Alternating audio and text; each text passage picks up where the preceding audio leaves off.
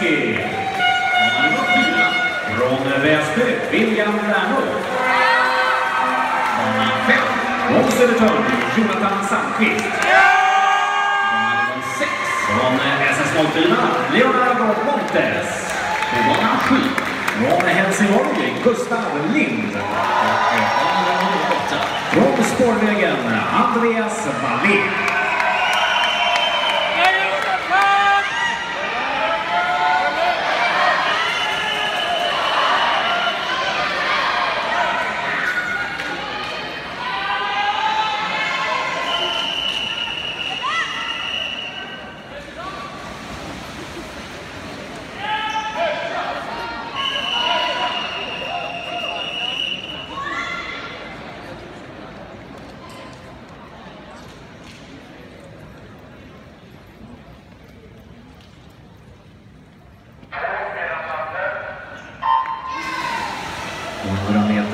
Ryggsim alltså för våra äldsta herrar.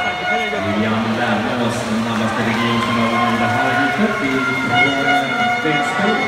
Regionfinalen 06 och 40. Första vändningen och nummer 6 som går väldigt bra. Det är Leonardo Montes från SS04. Han kommer vara först 50 meter.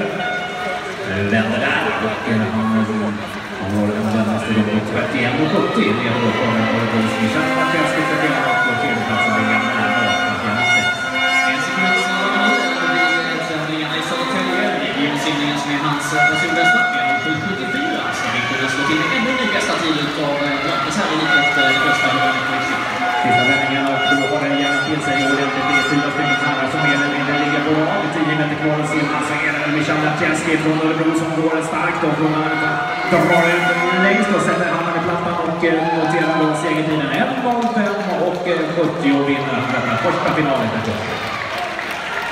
Södertörns Jonathan Sandqvist 1.06.08 och tredjeplatsen går till Väsbys William Lärnå 1.06 och 1.13.